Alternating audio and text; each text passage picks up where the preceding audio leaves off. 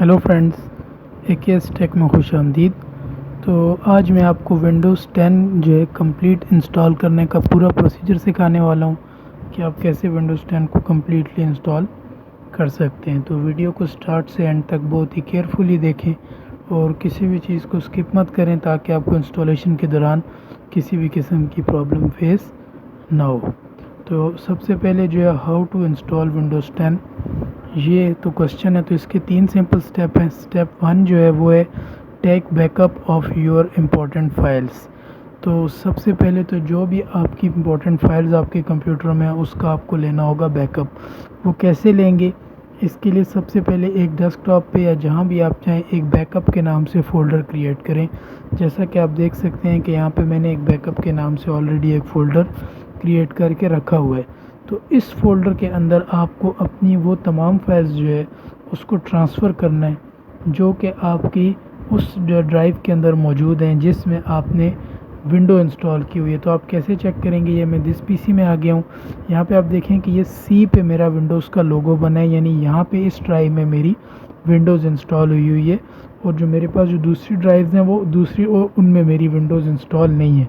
तो जो भी डाटा मेरा सी के ऊपर है या आपके केस में जो भी आपकी ड्राइव है उस पे आपका जो डाटा है वो आपको इस बैकअप के फ़ोल्डर में उसकी कॉपीज़ ले लेनी। और इसके अलावा जो आपको फ़ोल्डर्स मज़ीद चेक करने की ज़रूरत हो सकती है वो जो है वो डाउनलोड्स, डॉक्यूमेंट्स और इस तरह के मतलब जो आपके फ़ोल्डर्स हैं ये सब आपकी विंडोज़ की डायरेक्टरी में इंस्टॉल किए होते हैं। तो इनको आप जो है वो लाजमी चेक करें कि इसमें जो आपका डाटा है वो आप इसको बैकअप के फ़ोल्डर में शिफ्ट कर दें। पिक्चर्स हो गई, म्यूज़िक हो गया, इन सब को भी आपने लाजमी चेक कर लेना है, ठीक है। और ये आपका जो है इससे हो जाएगा बैकअप बिल्कुल रेडी। और बैकअप को उसके बाद आप अपनी किसी भी ड्राइव में शिफ्ट कर सकते हैं, EF या G में, जो भी आपके पास एक्स्ट्रा ड्राइव्स हैं एक्सेप्ट द वन जिसमें आपकी विंडो है। उसके बाद अब हम आते हैं अपने स्टेप नंबर 2 की तरफ, जो कि है डाउनलोडिंग द विंडो। तो जब आप बैकअप ले लेंगे तो उसके बाद आपको विंडोज़ को में डाउनलोड करनी होगी। तो विंडोज़ जो है वो आप कहीं से भी डाउनलोड कर सकते हैं, लेकिन मैं जो है वो माइक्रोसॉफ्ट की ऑफिशियल वेबसाइट से विंडोज़ डाउनलोड करूँगा।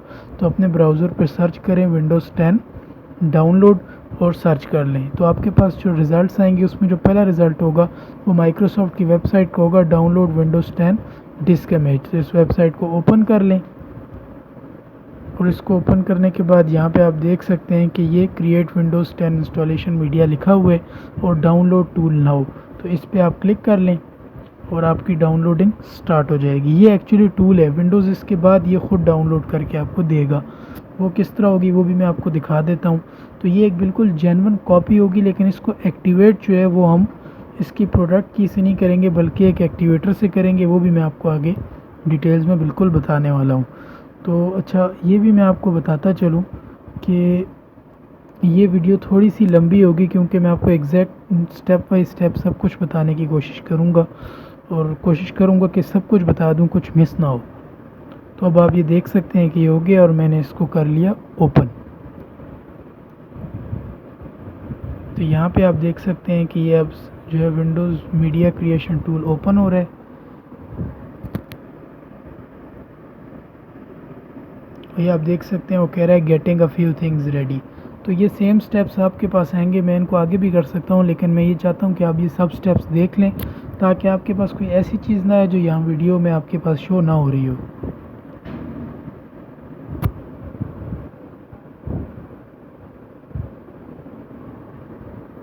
थोड़ा सा इसमें टाइम लग सकता है।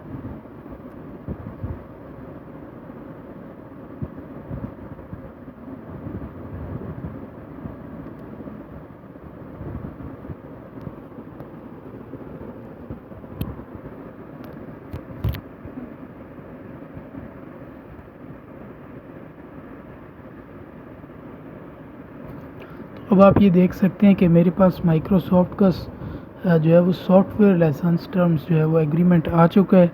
तो इसको तो सबसे पहले आपको एक्सेप्ट करना होगा। मैंने एक्सेप्ट पे क्लिक किया और अब आप ये देख रहे हैं फिर से कुछ getting a few things ready आएगा आपके पास, तो आपको वेट करना होगा।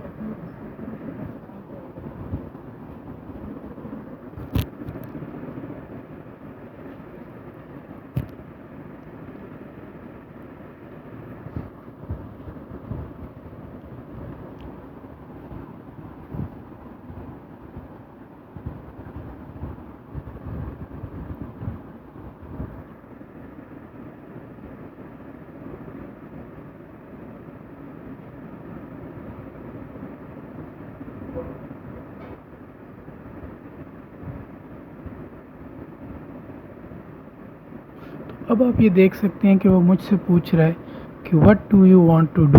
तो इसमें मेरे पास दो ऑप्शंस हैं। जो ऑप्शन 1 मुझे वो दे रहा है वो है कि अपग्रेड दिस पीसी नाउ, और जो ऑप्शन 2 है वो है create installation media, USB flash drive, DVD और ISO file for another PC.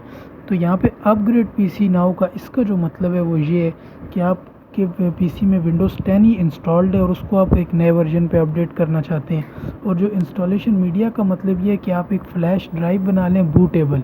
तो मैं इसी को टिक करूँगा क्योंकि मुझे एक फ़्लैश ड्राइव चाहिए ताकि मैं एक फ़्रेश कॉपी बना सकूँ। ये उसके उनके लिए भी है जो विंडोज़ 7 से विंडोज़ 8 से विंडोज़ 10 पे शिफ्ट कर रहे हैं या एक नई विंडोज़ इंस्टॉल करना चाह रहे हैं, तो वो इसी को सिलेक्ट करेंगे, क्रिएट इंस्टॉलेशन मीडिया। लेकिन अगर आप अपग्रेड करना चाहते हैं तो 1 पे करें और फिर कर लें नेक्स्ट। तो अब ये आपसे पूछ रहा है कि select language, architecture and addition.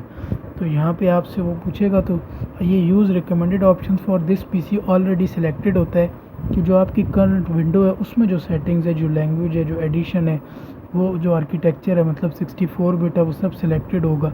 लेकिन मैं क्योंकि मुझे यही सेटिंग पसंद है और आर्किटेक्चर में आपके पास जो है वो 3 ऑप्शंस हैं, 32 बिट, 64 बिट और बोथ का ऑप्शन भी मौजूद है।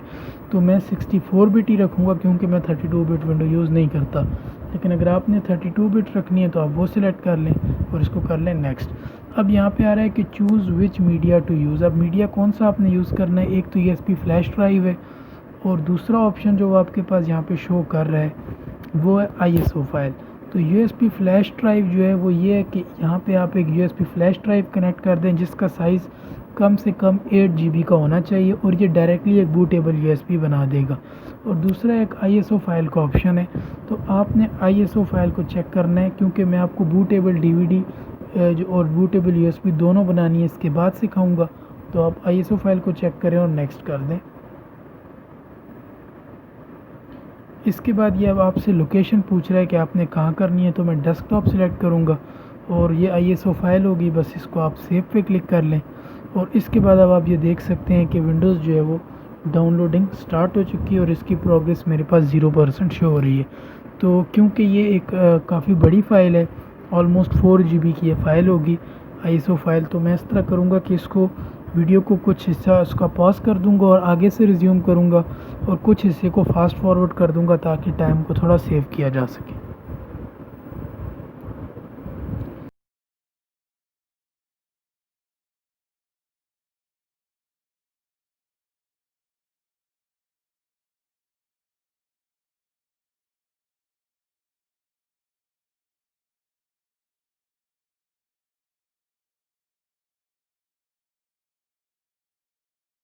तो ये अब आप देख सकते हैं कि तकरीबन डाउनलोड जो है वो कंप्लीट होने वाला है, ऑलमोस्ट 99% के करीब है।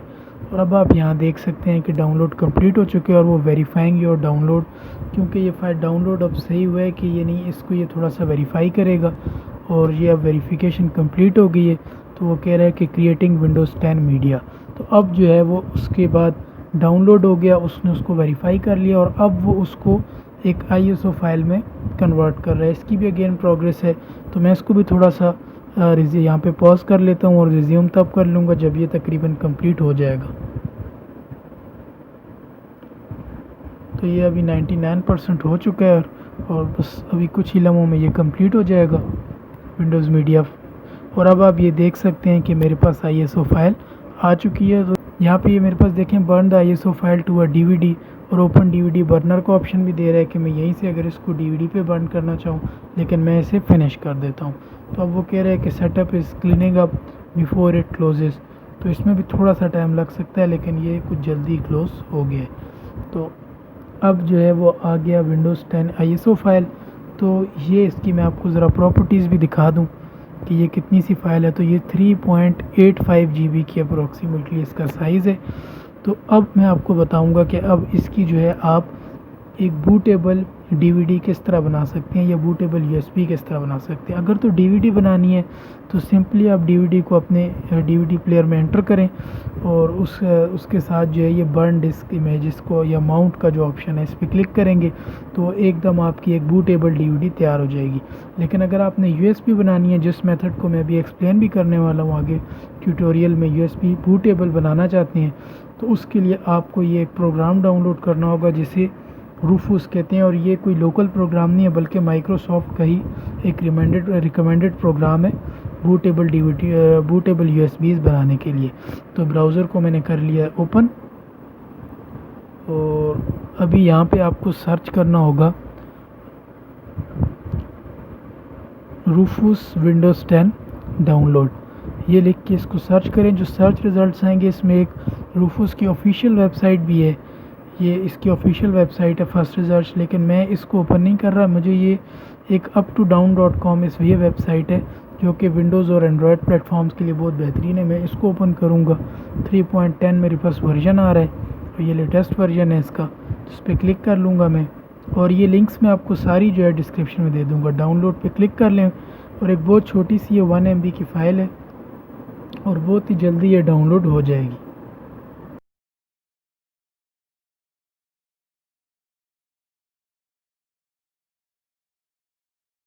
डाउनलोड यहाँ पर हो चुका है कंप्लीट और ये डेस्कटॉप पे मेरे पास प्रोग्राम आ चुका है। अच्छा, अब हम आ जाते हैं अपने स्टेप नंबर 3 की तरफ, जो कि मेकिंग अ बूटेबल यूएसबी।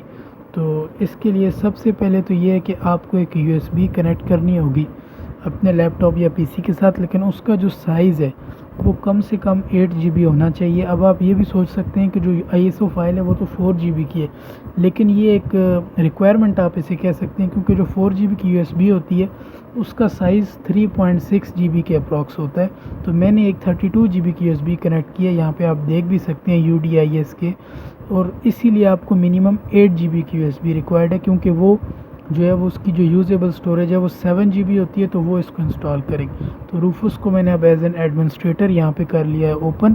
तो यहाँ पे अब आप ये देख सकते हैं कि मेरी यूएसबी जो है इसने डिटेक्ट कर लिया UDIS के 32 GB के नाम से as a mass storage device.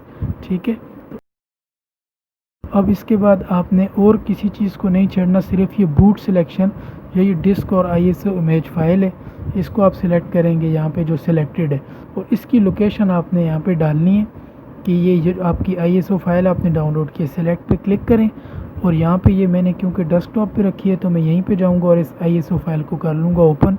तो ये सारे ऑप्शन आपके पास विजिबल हो जाएंगे। तो आपने इनमें से किसी ऑप्शन को नहीं छेड़ना, क्योंकि ये सब प्री डिफाइंड है, सिवाय ये पार्टीशन स्कीम के जिसमें 2 ऑप्शन है MBR और GPT। ये दरअसल जो है ये पार्टीशन स्टाइल होते हैं। अब आपको ये पहले चेक करना होगा कि आपके कंप्यूटर में जो हार्ड ड्राइव है वो MBR को पे काम कर रही है या वो GPT पे है। MBR एक थोड़ा सा ओल्ड सिस्टम है और नॉर्मली ये देखा गया है कि जो है वो सेकंड जनरेशन या उससे प्रीवियस के जो जनरेशन्स हैं उनमें ये MBR यूज़ होता है मास्टर बूट रिकॉर्ड, और जो लेटेस्ट वर्जन्स हैं कोर i5 3 या 7 के जो सेकंड जनरेशन या अप मॉडल हैं 3-4 जनरेशन्स के, उनमें GPT यूज़ हुआ है। तो इसके लिए स्टार्ट पे आप ये कंप्यूटर मैनेजमेंट को सर्च करें, जैसा कि मैंने यहाँ किया है। तो कंप्यूटर मैनेजमेंट के ऊपर सर्च आ जाएगा, इसको ओपन कर लें ताकि आपको पता चले आपकी पार्टीशन स्कीम क्या है। यहाँ पे आपने जाना है ये डिस्क मैनेजमेंट जो है आपके पास लेफ़्ट साइड पे शो हो रहा है, ये स्टोरेज में डिस्क मैनेजमेंट, इस पर क्लिक कर लें और यहाँ पे आपके पास ये कनेक्टिंग टू वर्चुअल डिस्क हो जाएगा, यानी जो भी डिस्क आपकी कनेक्टेड हैं। तो ये मेरे पास डिस्क 0 आ रही है और डिस्क 1 जो है वो रिमूवल है। तो डिस्क जो है 0 मेरी हार्ड ड्राइव है और डिस्क 1 दरअसल वो जो है वो USB है जो मैंने कनेक्ट किया। तो डिस्क 0 पे आप क्लिक कर लेंगे और इस पर करेंगे आप राइट क्लिक और इसकी प्रॉपर्टीज़ आपको चेक करनी होगी। जो प्रॉपर्टीज़ ओपन हो गई हैं तो यहाँ पे आपके पास ये एक टैब शो हो रहा है वॉल्यूम्स के नाम से, इस पर क्लिक कर लें और यहाँ पे आप पार्टीशन स्टाइल देख सकते हैं कि मेरे पास क्या शो हो रहा है कि मेरे पास मास्टर बूट रिकॉर्ड या MBR लिखा हुआ है, क्योंकि ये एक पुराना लैपटॉप है जिसको मैं यूज़ कर रहा हूँ, तो इसलिए ये मास्टर बूट रिकॉर्ड शो कर रहा है, या ये पुराना मेथड आप कह सकते हैं। तो अगर आपके पास मास्टर बूट रिकॉर्ड आएगा तो आप अपने पास जो रूफूस है उसमें जो है पार्टीशन स्टाइल MBR रखेंगे। अगर वो GPT दिखा देता है तो GPT। फिर ये टारगेट सिस्टम बायोस होगा MBR के केस में, basic input and output system. और अगर ये GPT है तो UEFI होगा जो एक लेटेस्ट सिस्टम है अगेन। तो मैंने MBR और बायोस ये खुद ही सेट कर देगा ऑटोमेटिकली। बाकी आपको इनमें से किसी भी चीज़ को सिलेक्ट करने की ज़रूरत नहीं है। ये देखें मैंने GPT किया तो वो UEFI कर दिया, अगेन मैं इसको MBR कर देता हूँ। बाकी ये फॉर्मेट ऑप्शंस अब मेरे पास आ रहे हैं जिसमें कुछ आपको किसी भी चीज़ को चेक करने की ज़रूरत नहीं है एक्सेप्ट ये वॉल्यूम लेबल मेरे पास लिखा है, ये दरअसल वो वॉल्यूम है। अच्छा, मैं आपको इससे पहले एक बात ये भी बता दूं कि जो भी ड्राइव आपने कनेक्ट की है USB ड्राइव, उस पर जितना भी डाटा है उसका आपने पहले बैकअप ले लेना है। क्यों कि ये विंडो जो उसके ऊपर जब कॉपी होगी इस प्रोग्राम के ज़रिए तो ये पहले उस ड्राइव को फॉर्मेट करेगा, तो आपका जितना डाटा है वो ज़ाया हो सकता है, इसलिए आपने पहले उसका बैकअप ले लेना है। उसके बाद ये वॉल्यूम लेबल जो आ रहा है ये वो लेबल है जो नया ये USB को देगा। इसने EST ISO यहाँ पे लिख लिया है, तो मैं इसको चेंज कर देता हूँ और मैं विंडोज़ 10 रखता हूँ ताकि जब ये कंप्लीट हो जाए प्रोसेस तो जो ड्राइव को ये नाम देगा वो ये दे विंडोज़ 10 का। ठीक है, यहाँ पे विंडोज़ 10 जो है वो मैंने लिख लिया है। उसके बाद बाकी आपको कुछ करने की ज़रूरत नहीं है, जस्ट आप स्टार्ट पे क्लिक कर लें। और ये देखें अब एक वार्निंग आ रही है कि all data on device UDISK 32 GB will be destroyed. To continue with this operation click OK, to quit click cancel। तो आपने अगर तो बैकअप ले लिया है तो इसको आप ओके कर दें, और अगर बैकअप नहीं लिया तो कैंसिल करके पहले ड्राइव से डाटा का बैकअप ले लें और फिर इसको कर दें ओके। तो मैं ओके कर लूँगा क्योंकि मेरा ड्राइव को मैंने पहले से रेडी किया हुआ था। तो ये ओके पे क्लिक करते ही यहाँ पे स्टार्ट हो चुका है और वो creating file system task 1/12 completed मेरे पास लिखा हुआ आ रहा है। इसके बाद ये अब जो है 11/12 हो गया जल्दी से, और अब ये जो है मेरी ISO फाइल कॉपी होनी शुरू हो चुकी है, 0.1% कॉपी हो चुकी है।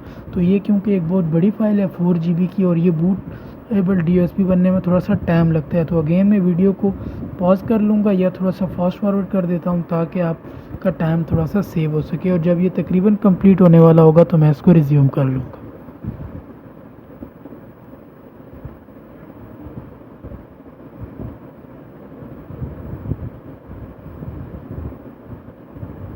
तो अब आप ये देख सकते हैं कि तकरीबन 99% यहाँ पे ये कॉपी हो चुका है, और अब ये तकरीबन यहाँ पे ISO फाइल जो है वो 100% कॉपी हो चुकी हैं, आप देख सकते हैं। और इसके बाद नेक्स्ट प्रोसेस इसमें स्टार्ट हो चुका है ISO फाइल कॉपी होने के बाद, और वो ये है कि फाइनलाइजिंग प्लीज़ वेट, और ये कुछ NTFS फिक्सअप है जो कि 100% कंप्लीट हो गया है। और अब आप ये देख सकते हैं कि मेरे पास ये सब कंप्लीट हो गया और मेरे पास अगेन रेडी लिखा हुआ, तो मैं इसको कर लूँगा क्लोज़। और अब मैं आपको दिस PC में जाके दिखा देता हूँ कि यहाँ पे मेरे पास विंडोज़ 10 के नाम से USB कनेक्ट हो चुकी है जिसमें वो सारी फाइल्स मेरे पास आ गई हैं। तो मैं इस USB को एक दफ़ा यहाँ से इजेक्ट करके रिकनेक्ट करता हूँ ताकि मैं आपको दिखा सकूँ कि ये मेरे पास विंडोज़ आ चुकी है। अब इसके बाद बग़ैर टाइम ज़ाया किए मैं विंडोज़ को इंस्टॉल करूँगा, लेकिन मैं आपको ये बताता चलूँ कि क्योंकि विंडोज़ इंस्टॉलेशन के दौरान मेरे पास ये ऑनलाइन स्क्रीन रिकॉर्डर नहीं होगा, तो इस वजह से मैं कैमरा रिकॉर्डिंग करूँगा तो उसमें थोड़ी बहुत क्वालिटी का फ़र्क आएगा, लेकिन मैं कोशिश करूँगा कि अगर वीडियो क्वालिटी अच्छी ना भी हो तो आपको समझ सब कुछ आ सके। मैं इस तरह की कोशिश करूँगा एक्सप्लेनेशन की, तो अगर क्वालिटी में आपको कुछ हो तो उसके लिए पहले से माज़रत, क्योंकि वो कैमरा क्वालिटी में थोड़ा सा जब आप किसी कंप्यूटर की स्क्रीन रिकॉर्ड करते हैं तो वो इतनी अच्छी रिकॉर्ड नहीं हो सकती। तो इसके बाद अब मैं कैमरा रिकॉर्डिंग पे शिफ्ट हो जाता हूँ। तो अभी आप देख सकते हैं कि मैं आ चुका हूँ कैमरा रिकॉर्डिंग के ऊपर, और यहाँ पे मैंने विंडोज़ 10 की DVD जो है USB जो है उसको कनेक्ट कर लिया है और यहाँ पे मेरे पास शो भी हो रही है। तो उसके बाद विंडोज़ इंस्टॉल करने से पहले एक इम्पॉर्टेंट स्टेप ये भी है कि आपको विंडोज़ को बूट करना होता है ताकि आपके पास ड्राइव के एडवांस ऑप्शंस आ सकें, जैसे कि ड्राइव को फॉर्मेट करना, उसके जो है उसकी पार्टीशंस को चेंज करने के ऑप्शंस, ये सब तब आएंगे जब आप बूट करेंगे। और बूट करने के लिए एक बूट की होती है आपके पास, तो ये नॉर्मली HP, डेल और लेनोवो इन तीनों में ये F12 होती है। और एसर में समटाइम्स ये F1 है कुछ मॉडल्स में, कुछ में F12 भी है। तो मैं इस तरह करूँगा कि आपको जो मुझे पता है वो ब्रांड्स डिस्क्रिप्शन में दे दूँगा, लेकिन आपने ये करना है कि इंस्टॉलेशन से पहले आपको अपने ब्राउज़र में जाके अपने ब्रांड के और मॉडल के हिसाब से बूट की सर्च कर लेनी है, ताकि आपको किसी किस्म की प्रॉब्लम ना हो। उसके बाद आपने कंप्यूटर को कर लेना है रीस्टार्ट, और ये अभी आप देख सकते हैं कि मेरा कंप्यूटर हो रहा है रीस्टार्ट। आई होप कि आप देख भी पा रहे होंगे सब कुछ। तो इस प्रोसेस के दौरान रीस्टार्टिंग, जैसे ही कंप्यूटर रीस्टार्ट होगा तो मैं अपनी बूट की को जल्दी जल्दी प्रेस करना स्टार्ट कर दूंगा, जो कि F12 है मेरे केस में। आपके केस में ये कोई और की भी हो सकती है। तो अभी मैं जल्दी जल्दी F12 प्रेस कर रहा हूँ, और यहाँ पे आप देख सकते हैं कि ये कंप्यूटर रीस्टार्ट हो रहा है और मैंने F12 प्रेस किया हुआ है। तो ये मेरा बूट मैनेजर ओपन हो गया है। यहाँ पे अब आप देख सकते हैं कि मेरे पास 4 ऑप्शन हैं। जो ऑप्शन 1 है वो USB हार्ड डिस्क ड्राइव, जो मास स्टोरेज है। Second is IDE, third one is IDE which is a DVD drive, and जो फोर्थ वन है वो नेटवर्क बूट है। ये डिटेल्स भी मैं आपको थोड़ी सी बता देता हूँ। फर्स्ट वन जो है वो मास स्टोरेज है, ये USB है। आपके लैपटॉप्स में ये ऑप्शंस थोड़े से डिफरेंट भी हो सकते हैं, क्योंकि हर लैपटॉप के ब्रांड में या मॉडल में ये बूट मैनेजर थोड़ा सा डिफरेंट होता है। लेकिन USB का ऑप्शन, मास स्टोरेज का ये रिमूवेबल मीडिया का ऑप्शन आपको मिल जाएगा। और इसी तरह DVD जो है, ये 3 मैंने जो सिलेक्ट की है, ये इसी तरह DVD लिखा होगा, ये भी आपको इसी तरह एज इट इज़ थोड़ा बहुत इधर उधर होके मिल जाएगा। तो क्योंकि मैंने तो मास स्टोरेज यूज़ करनी है तो मैं 1 सिलेक्ट करूँगा, लेकिन अगर आपने DVD वाला मेथड अप्लाई किया तो आप DVD को चेक कर लें। तो मैं मास स्टोरेज को कर लेता हूँ सिलेक्ट, और इसके बाद मैं एंटर प्रेस करूँगा। तो ये अब आप देख सकते हैं कि कंप्यूटर बूट होगा इस USB के साथ, और इसके बाद थोड़ा सा टाइम लग सकता है। ये अब जो विंडोज़ बूट हो रही है, ये वो विंडोज़ नहीं है जो पहले से इंस्टॉल्ड है। ये इस ड्राइव के अंदर जो सेटअप था वो बूट हो रहा है, तो ये उसकी विंडोज़ बूट हो रही है।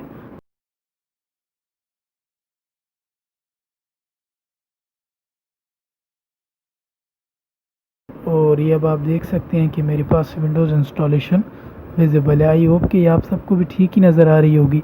तो यहाँ पे वही 3 ऑप्शंस हैं, language, time and currency format, और the third one is keyboard और इनपुट मेथड। तो ये सब आपको जिस तरह भी सिलेक्ट करना चाहें आप कर सकते हैं, लेकिन मैं ये डिफ़ॉल्ट ही रख के नेक्स्ट कर लेता हूँ। अब यहाँ पे आपके पास इंस्टॉल नाउ का एक ऑप्शन है, जो कि एक्चुअली विंडोज़ को नई विंडो जब आप इंस्टॉल करना चाहें, और इधर एक नीचे जो है ये रिपेयर योर विंडो का ऑप्शन है। तो ये दरअसल रिपेयर योर विंडो इसलिए होती है कि अगर आपके कंप्यूटर में कोई मसला है, जैसे वो ब्लू स्क्रीन्स आ रही हैं, स्टार्टअप में कोई इशू आ रहा है, तो इसको आप यहाँ से रिपेयर कर सकते हैं। तो मैंने तो रिपेयर नहीं करना, मैं इंस्टॉल करूँगा। तो आपने इंस्टॉल नाउ पे क्लिक कर लेना है। तो आप देख सकते हैं सेटअप इज स्टार्टिंग, इसमें थोड़ा टाइम लग सकता है। तो अब यहाँ पे आप देखेंगे कि जैसे ही ये सेटअप इज स्टार्टिंग कंप्लीट होगा, तो आपके पास एक्टिवेट विंडोज़ का सबसे पहले आ जाएगा, जिसमें वो आपसे प्रोडक्ट की डिमांड करेगा। तो इसको आपने प्रोडक्ट की को एज इट इज़ लीव कर दें, क्योंकि मैंने आपको पहले बताया कि हम प्रोडक्ट की यूज़ नहीं करेंगे बदल लेंगे। तो आपने simple I don't have a product की पे टैप कर लेना है, ताकि आप विंडो को इंस्टॉल कर सकें। तो अब ये आपके पास ऑपरेटिंग सिस्टम का फिर पूछेगा इसके बाद नेक्स्ट में। तो ऑपरेटिंग सिस्टम, अब इसमें आपके पास बहुत सारे ऑप्शन है, जैसे विंडोज़ 10 होम है, होम NR है, सिंगल लैंग्वेज आ रहा है, एजुकेशन N, और इसमें आगे आर्किटेक्चर भी आप देख सकते हैं जो 64 बिट है। क्योंकि मैंने 64 बिट ही डाउनलोड की थी, आपको मैंने उस वक्त बताया भी थी ये बात। अगर आपने 32 बिट की होगी तो यहाँ पे 86 लिखा होगा, और अगर आपने दोनों किए यानी 32 बिट एंड 64 बिट, तो इसमें 64 और 86 दोनों आ रहे हैं। तो जिनके साथ 86 मेंशन है वो आपके पास 32 बिट है, और जिसमें 64 मेंशन है वो 64 बिट है। तो मैं यहाँ पे विंडोज़ 10 प्रो 64 बिट सेलेक्ट करूँगा, और मेरे ख्याल से प्रो ही सबसे बेस्ट विंडो है, होम एडिशन से बेटर ही प्रो रहती है। तो मैं विंडोज़ 10 प्रो को सिलेक्ट कर लूँगा 64 बिट में, और उसके बाद मैं कर लूँगा नेक्स्ट।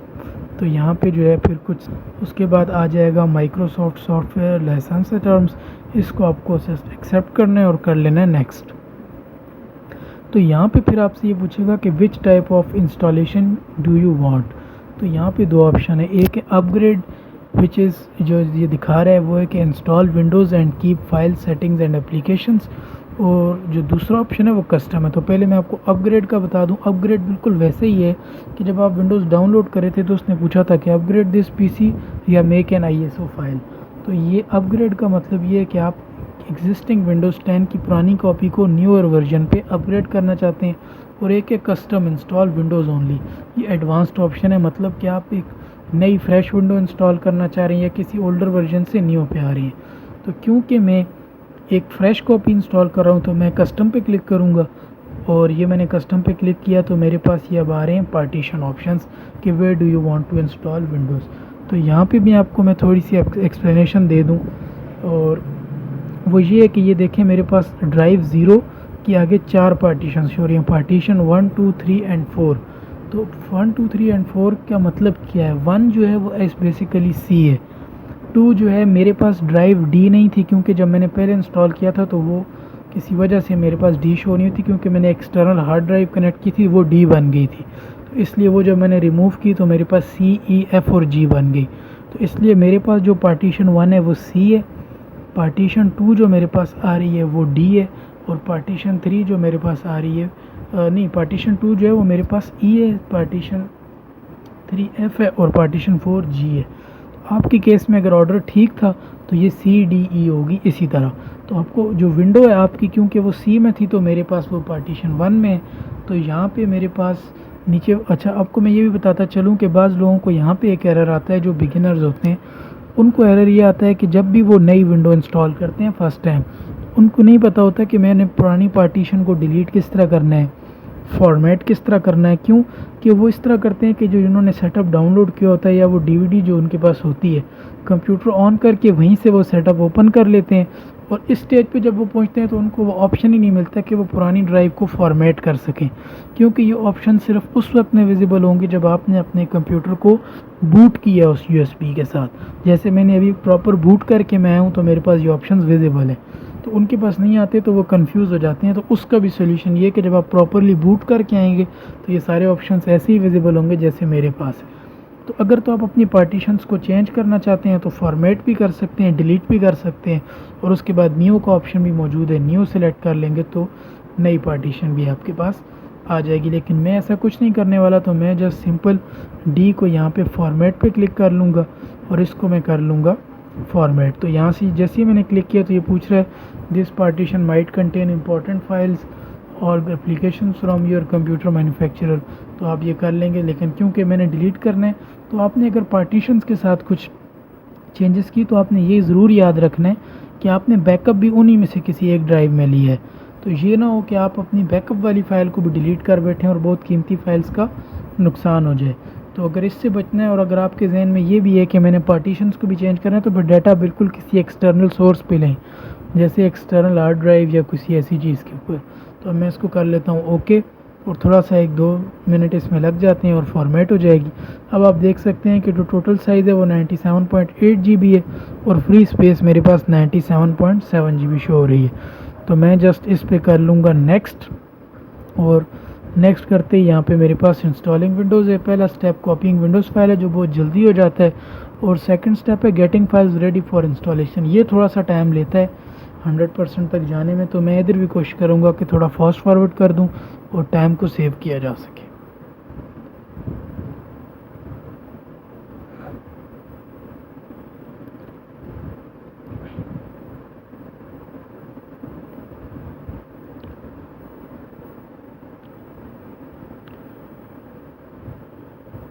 तो अब ये देख सकते हैं कि आप 99% कंप्लीट हो चुका है ये, और ये अब 100% हो गया, और इसके साथ ही थर्ड स्टेप भी फ़ौरन कंप्लीट हो गया which was installing features.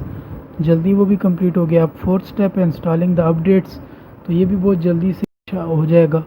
Installing updates ये भी बहुत जल्दी से हो जाएगा, और ये देख सकते हैं आप ये भी कंप्लीट हो गया। अब फाइनल स्टेप जो है फिनिशिंग अप है। अच्छा, इसके दौरान जो है वो कंप्यूटर रीस्टार्ट भी होता है। अभी मेरा कंप्यूटर भी रीस्टार्ट, ये देखें मुझे कह रहा है Windows need to restart to continue, तो ये यहाँ पे एक रीस्टार्ट लेगा।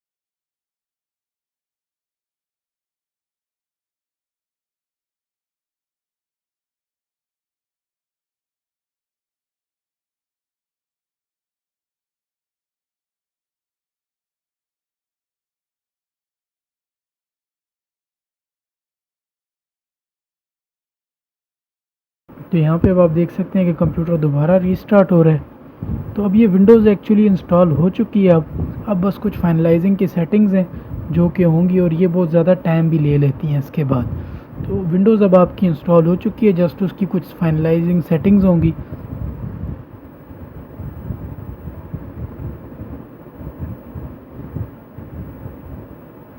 यहाँ पे अब आप देख सकते हैं कि मेरे पास स्टार्टिंग सर्विसेज लिखा हुआ है, और ये स्टेप्स यूजुअली बहुत ज़्यादा टाइम लेते हैं। तो मैं इनको कोशिश करूँगा कि थोड़ा फास्ट फॉरवर्ड कर दूँ, लेकिन ये भी कोशिश होगी कि कोई स्टेप मिस ना हो। अब गेटिंग डिवाइसेस रेडी, ये काफ़ी ज़्यादा देर तक ये लिखा हुआ आता है, गेटिंग डिवाइसेस रेडी है या getting things ready for you. तो ये बहुत ज़्यादा टाइम लेता है, तो मैं इसको थोड़ा सा जल्दी जल्दी आगे करूँगा ताकि टाइम बचाया जा सके। गेटिंग डिवाइसेस रेडी, अब ये 75% हो चुका है, ये 100% हो गया। अब ये गेटिंग रेडी लिखा हुआ आ गया है, तो ये भी थोड़ा ज़्यादा टाइम लेता है, काफ़ी ज़्यादा देर, कभी कभी 10 से 15 मिनट भी इसे एक स्टेप में ही लग जाते हैं। तो अगर ये ज़्यादा टाइम लेगा तो मैं इसको थोड़ा सा शॉर्ट कर दूंगा। अगर आपके पास ये ज़्यादा टाइम ले तो इसका मतलब ये नहीं है कि आपने कुछ प्रोसेस मिस की है, उसका मतलब ये है कि मैंने वीडियो थोड़ी सी स्किप की है ताकि टाइम सेव किया जा सके। लेकिन मैं स्टेप आपको पूरे दिखाऊंगा, कोशिश होगी कि कोई स्टेप बीच में से मिस ना हो। थोड़ा बहुत ही है लेकिन वो स्टेप विजिबल हो।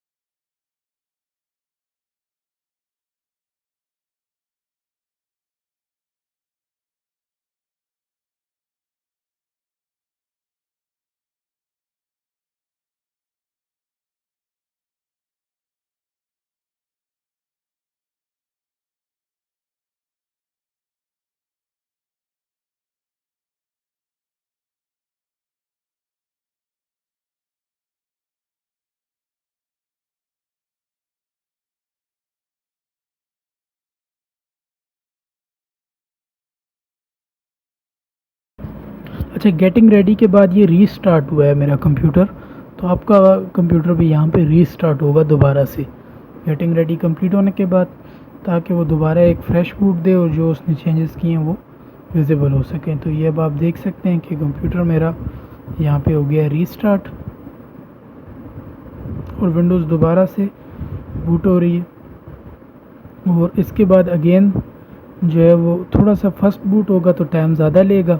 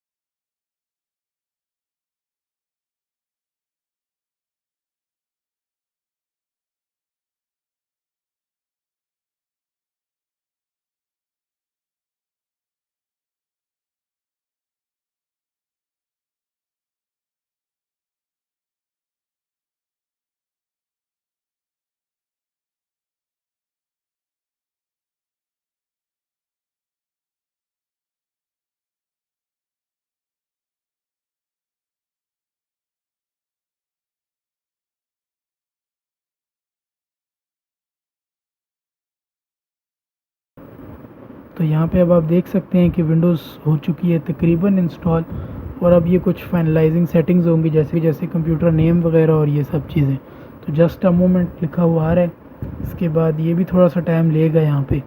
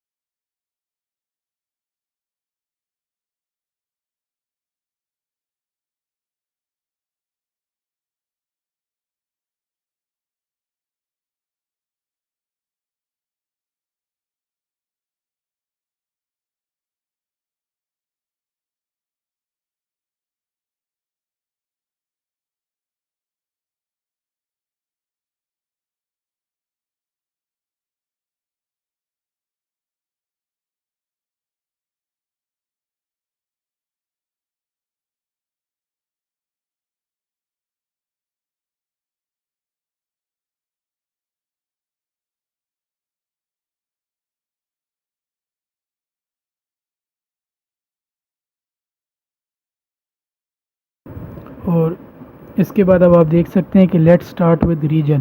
तो इस दिस राइट नाउ, तो उसने यूनाइटेड स्टेट्स का रीजन रखा है। तो ये सेटिंग्स आप बाद में चेंज भी कर सकते हैं। ये बेसिकली टाइम सेट करने के लिए होता है। इसका मेन पर्पस कि जो रीजन आप सेट करेंगे ऑटोमेटिकली टाइम वही सेट हो जाएगा। तो ये यूनाइटेड स्टेट्स इसने रख दी है, तो मैं यही रीजन सेलेक्ट कर लेता हूँ। लेकिन आप अगर अपने हिसाब से जो भी करना चाहें तो रख लें। तो मैंने यूनाइटेड स्टेट्स से ओके कर दिया। फिर से जस्ट अ मोमेंट, और उसके बाद आ रहा है कि वो कीबोर्ड लेआउट पूछ रहा है। डिफरेंट कंट्रीज़ के डिफरेंट लेआउट हैं, लेकिन यूएस ठीक रहता है, तो बस उस पर आप येस कर लें। अब ये एडिशनल कीबोर्ड है, कोई और लेआउट डालना चाहते हैं जो आप स्विच करना चाहें, अगर आप रखना चाहते हैं तो ऐड लेआउट करके वो सिलेक्ट कर लें रीजन, लेकिन मैं इसको स्किप कर लूँगा। फिर उसके बाद जस्ट अ मोमेंट स्क्रॉल होगा, तो काफ़ी सारे जस्ट अ मोमेंट्स आपके सामने आते रहेंगे। उसके बाद अब वो आपको एक नेटवर्क से कनेक्ट करने का कह रहा है। तो मैं यहाँ पे किसी किस्म के नेटवर्क से फ़िलहाल कनेक्ट नहीं हो रहा। I don't have an internet मैंने सेलेक्ट की है, लेकिन ये सिर्फ आपको बता रहा है कि इंटरनेट अगर आप कर लें कनेक्ट तो उसके बाद ये आपके पास बहुत सारे ऑप्शंस ओपन हो जाएंगे और आप बहुत सारे फीचर्स ओपन कर पाएंगे। लेकिन continue with the limited setup, आप कनेक्ट करना चाहें तो कोई प्रॉब्लम नहीं है, कनेक्ट कर भी सकते हैं, तो मैंने नहीं किया। उसके बाद who's going to use this PC अब मेरे पास आ चुका है। यहाँ पे ज़ाहिर है आपको पीसी का यूज़र नेम डालना है, तो मैं यहाँ पे सिंपली जो है वो AKS टेक एंटर कर लूँगा और मैं इसको कर लेता हूँ नेक्स्ट। तो इसके बाद ये मुझसे पूछ रहा है create a super memorable password, तो मैं पासवर्ड नहीं रख रहा, मैं इसको नेक्स्ट कर लूँगा। और अगेन वो पूछ रहा है जस्ट अ मोमेंट। और इसके बाद ये choose privacy settings for you, जिसमें ऑनलाइन स्पीच रिकग्निशन है, फाइंड माय डिवाइस और लोकेशन सर्विसेज वगैरह। इसमें आप जो सिलेक्ट करना चाहें अपने हिसाब से करना चाहें जिस तरह की सेटिंग्स तो कर लें। मैंने स्पीक रिकग्निशन को नो कर दिया है, बाकी सब ठीक ही है, तो बस मैं इसको कर लेता हूँ नेक्स्ट एक्सेप्ट। तो यहाँ पे ये कह रहा है do more across devices with activity history. इसमें इसने लिखा है कि if you want timeline and other Windows features to help you continue what you were doing even when you switch uses and Microsoft. तो ये सब इसने बातें लिखी हैं, तो आप इसको नो कर लें। अगर येस करना चाहते हैं तो आप येस भी कर सकते हैं। तो अब ये लेट, अच्छा ये जो है ये let Cortana help you get things done. तो ये इसकी मुख्तलिफ आपकी हिस्ट्री वगैरह लेके और उन सब चीज़ों को ये कलेक्ट करके आपको सजेशंस देने के लिए यूज़ होता है। एक्सेप्ट करना चाहें एक्सेप्ट करें, मैंने इसको नॉट नाउ कर दिए। अब ये अगेन जस्ट अ मोमेंट आ गया, उसके बाद ये कह रहा है हाई। अब ये तकरीबन फाइनलाइजेशन हो चुकी है, we are getting everything ready for you. और उसके बाद this may takes several minutes, ये आ गया है। तो ये दरअसल अब पीसी बिल्कुल रेडी हो चुका है। इसके बाद डेस्कटॉप इशू होगा तो मैं फ़ौरन ही जो है वो आपको कंप्यूटर रिकॉर्डिंग स्क्रीन के ऊपर ले जाऊंगा ताकि ये डिस्प्ले इशू सॉल्व हो सके।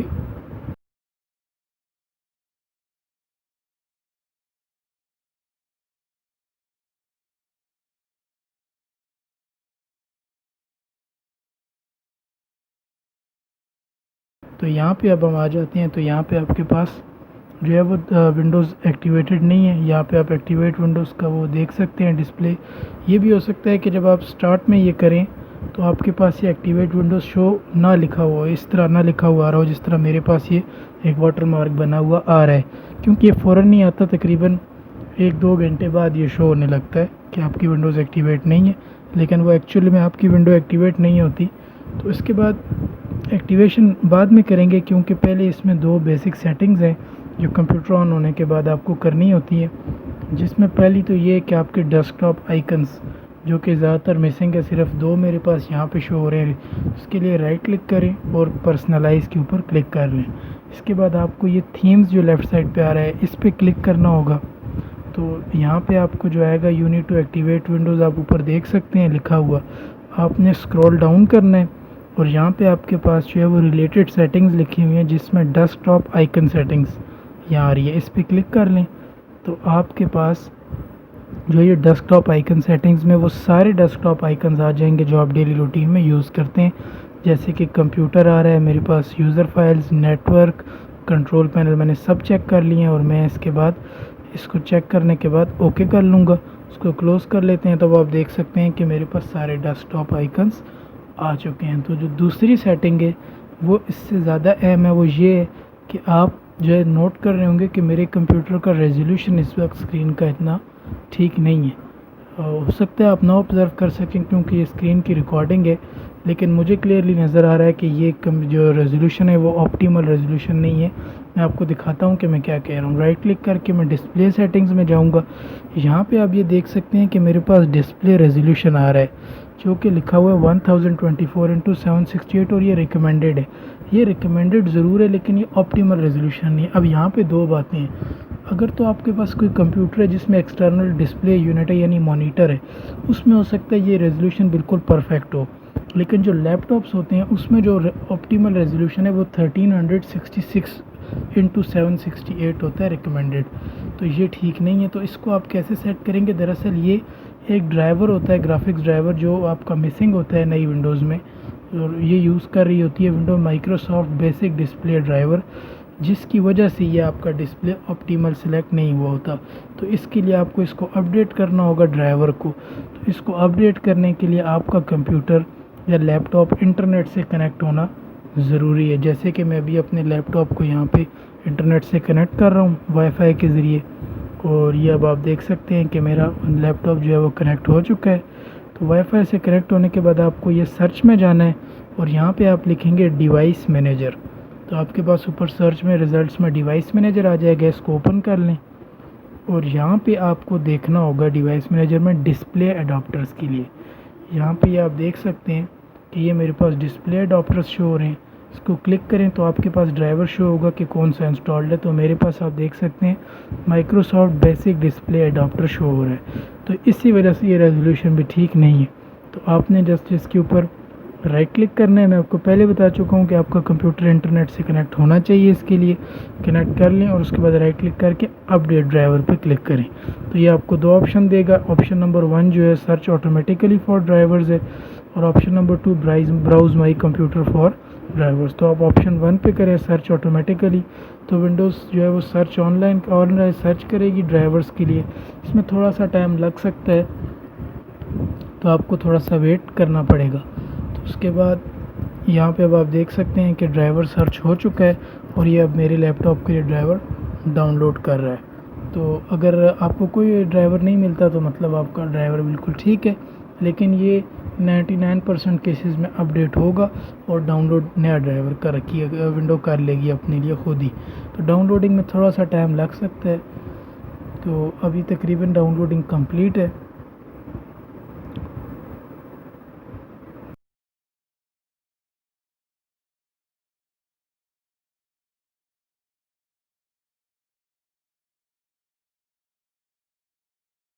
और यहाँ पे आप देख सकते हैं कि डाउनलोडिंग कंप्लीट हो चुकी है और अब ड्राइवर इंस्टॉल हो रहा है। और जैसे ही इंस्टॉलेशन कंप्लीट होगी तो विंडो का जो रेजोल्यूशन है वो अगेन रीएडजस्ट हो जाएगा ऑटोमेटिकली, जो ऑप्टिमम उस टाइम पे इस ड्राइवर के हिसाब से अवेलेबल होगा। और सब आप देखेंगे कि स्क्रीन में आप वाज़ेह आपको डिफरेंस नज़र आएगा।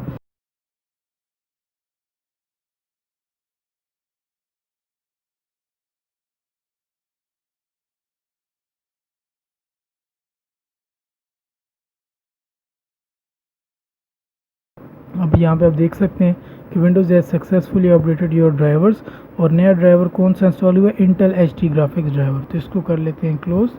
यहाँ भी आप देखने लिखा हुआ है इंटेल एचडी ग्राफिक्स।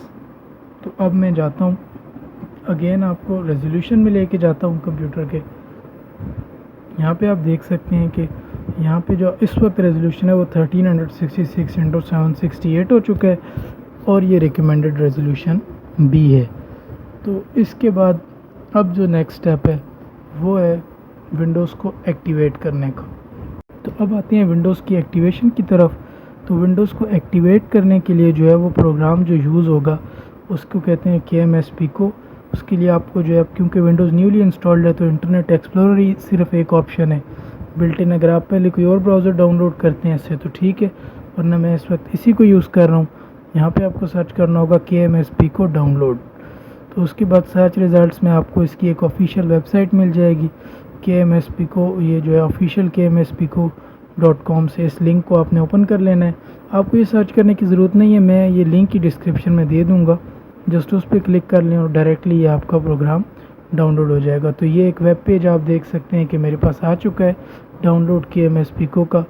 तो इसको आपने जो है इस पर क्लिक करना है और यहाँ पे आप जो है KMS Pico डाउनलोड पे क्लिक करेंगे तो ये मेरे पास प्रोग्राम जो है वो डाउनलोडिंग उसकी स्टार्ट हो जाएगी। तो ये मुझसे जो है, क्योंकि ये पूछ रहा है इंटरनेट एक्सप्लोरर, तो मैं इस पर सेव पे पहले क्लिक कर लेता हूँ। तो ये डाउनलोडिंग जो है कंप्लीट हो गई है और इसका पासवर्ड भी है जो कि 12345 है, वो मैं आपको डिस्क्रिप्शन में मेंशन भी कर दूंगा। ये इस लिंक पे इन्होंने पासवर्ड भी दिया होता है।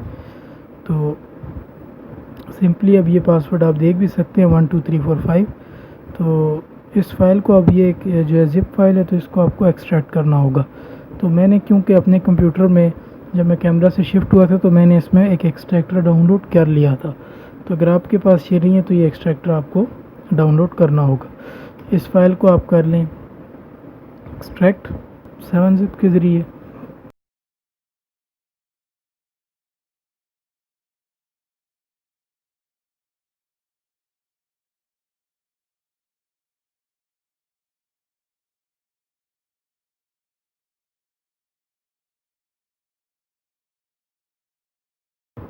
तो इससे पहले कि आप इसको ओपन करें, मैं आपको ये बताता चलूँ कि यहाँ पे आपको विंडोज़ जो है, जो इसमें विंडोज़ डिफेंडर बिल्ट इन जो आता है विंडोज़ के, ये इसको एज अ थ्रेट मार्क करता है। क्योंकि माइक्रोसॉफ्ट ने ही इसमें ये एडिशन की है। मतलब ज़्यादातर जो एंटीवायरसेस होते हैं वो इसको एज अ थ्रेट मार्क करते हैं, क्योंकि ये एक्चुअली एक थर्ड पार्टी है जो जिसके ज़रिए आपकी विंडो और इसके अलावा जो माइक्रोसॉफ्ट ऑफिस है उसको भी एक्टिवेट कर देता है।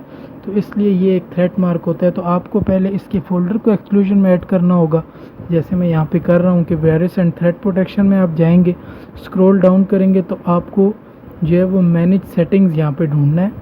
और ये मैनेज सेटिंग्स आप मेरे पास देख सकते हैं, मैंने इसको क्लिक किया तो यहाँ पे नीचे आप जाएंगे तो आपको ऐड और रिमूव एक्सक्लूजन का ऑप्शन मिलेगा। यहाँ पे आप ऐड एंड एक्सक्लूजन करें और इसमें मैंने एक पहले भी डाली हुई है एक्सक्लूजन। तो आप इसमें जो KMS Pico जो आपके पास आ रहा है इसको आप यहाँ पे एक्सक्लूजन में ऐड कर दें। इसके अलावा मैं आपको एक चीज़ बता दूँ कि वो मैं अभी यहाँ पे कर नहीं रहा। वो चीज़ ये है कि विंडोज़ डिफेंडर की जो रियल टाइम प्रोटेक्शन होती है आप इसको भी यहाँ से डिसेबल कर लें तो वो ज़्यादा बेहतर है।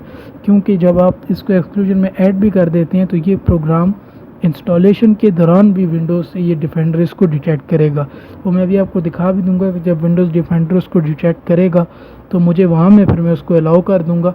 लेकिन अगर आप पहले से विंडोज़ डिफेंडर को की रियल टाइम प्रोटेक्शन को जो है वो डिसेबल कर दें तो वहाँ फिर वो आपको वार्निंग नहीं देगा। लेकिन मैं इस वक्त नहीं कर रहा, मैंने जो है इस एप्लीकेशन को ओपन कर लिया है। तो यहाँ पे मेरे पास इंस्टॉलेशन विज़ार्ड आ चुका है। तो सबसे पहले तो इसको कर लेंगे नेक्स्ट। उसके बाद ये मेरे पास आ गया लाइसेंस एग्रीमेंट। लाइसेंस एग्रीमेंट में जो है वो आई एक्सेप्ट द एग्रीमेंट पे आप क्लिक कर लें और फिर कर लें नेक्स्ट। इसके बाद ये आपसे जो है वो डायरेक्टरी पूछेगा डेस्टिनेशन के कहाँ पे इंस्टॉल करना है। इसको आपको बिल्कुल भी छेड़ने की ज़रूरत नहीं है, जो बस डिफ़ॉल्ट डायरेक्टरी आ रही है वो रहने दें और इसको नेक्स्ट कर लें। इसके बाद ये आपसे स्टार्ट मेन्यू फ़ोल्डर का पूछेगा, वो भी एज़ इट इज़ रहने दें और नेक्स्ट कर लें। इसके बाद ये प्रोग्राम अब आपका इंस्टॉल होगा तो मैं आपने देखना है कि वो विंडोज़ डिफेंडर की वार्निंग मेरे पास ज़रूर आएगी, क्योंकि मैंने उसको रियल टाइम जो है वो डिटेक्शन नहीं किया। देखिए अनएबल टू एग्जीक्यूट आ चुका है और ये वार्निंग है। इसको आप फिर यहाँ से ओपन करेंगे।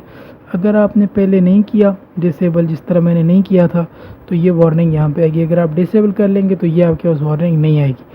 लेकिन अगर आ जाती है तो जिस तरह मैंने इस नोटिफिकेशन पे क्लिक किया आप भी क्लिक करें और इधर ये आपके पास हैक टूल आएगा। इसको आप सेलेक्ट करके अलाउ ऑन डिवाइस पे क्लिक कर लें।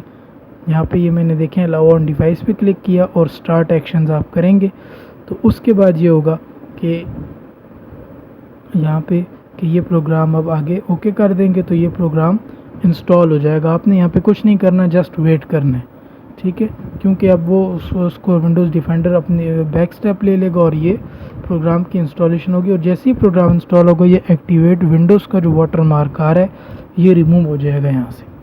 थोड़ा सा टाइम लेंगे और अब आप देख सकते हैं कि ये जो एक्टिवेट विंडोज़ का वाटर मार्क यहाँ पे नीचे था ये रिमूव हो चुके हैं और विंडोज़ अब प्रॉपरली लाइफ टाइम एक्टिवेट हो चुकी है। उसके बाद प्रोग्राम खुद ही क्लोज़ हो जाएगा।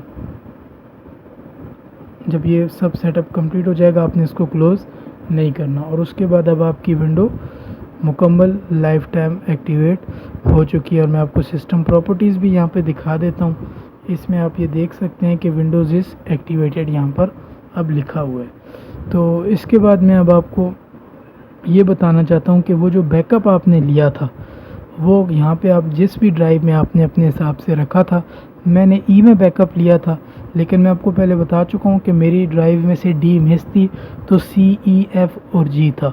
लेकिन अब क्योंकि मैंने दोबारा विंडोज़ की है इंस्टॉल तो वो ऑर्डर उसका ठीक हो गया है, सी डी ई और एफ़ हो गया। तो जो मैंने बैकअप लिया था वो मेरा इस वक्त लोकल डिस्क डी में आ चुका है, लिया मैंने ई में था। लेकिन आपकी ड्राइव्स अगर बिल्कुल ठीक ऑर्डर में है तो अगर आपने ई में बैकअप लिया था तो वो ई में ही होगा, लेकिन मेरे केस में ये डी में आ चुका है। मैं आपको डी ओपन करके दिखा भी देता हूँ। यहाँ पे आप ये देख सकते हैं ये बैकअप के नाम से वो फ़ोल्डर यहाँ मौजूद है। और अब जो भी फाइल्स हैं वो आप जिधर से आपने लोकेशन से ली थी, अगर आप वो वही हैबिट्स रखना चाहते हैं ताकि आपको बाद में ढूंढने में आसानी हो तो उधर उनको दोबारा शिफ्ट कर दें। लेकिन क्योंकि मैंने बस ये एज़ इट इज़ रखा है ट्यूटोरियल पर्पज़ के लिए तो ये मैं इसको ऐसे ही रहने दूँगा। उसके बाद जो है अब मैं आपको बस यहाँ पे जो है ये प्रोसेस हो चुका है कंप्लीट कि विंडोज़ भी एक्टिवेट हो चुकी है। तो एंड में बस आपसे अगर इजाज़त चाहूँगा और अगर आपको किसी भी किस्म की कोई प्रॉब्लम इसमें फ़ेस हो इंस्टॉलेशन में या कोई एरर आए, कोई भी प्रॉब्लम हो तो आप मुझे कमेंट में ज़रूर बताएं, मैं आपको उसके बारे में मुकम्मल रहनुमाई भी करूँगा।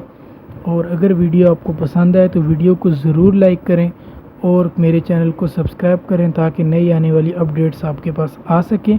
सब्सक्रिप्शन बिल्कुल फ्री है। और अगर आपको कोई टेक्निकल प्रॉब्लम आप फेस कर रहे हैं डेली लाइफ में, किसी किस्म का एरर आ रहा है या कोई प्रोग्राम आपको क्रैक चाहिए तो कमेंट में मुझे बता दें, मैं वो भी कोशिश करूँगा कि आपके लिए जल्द से जल्द उस पर एक वीडियो बना सकूँ। वीडियो देखने का बहुत बहुत शुक्रिया।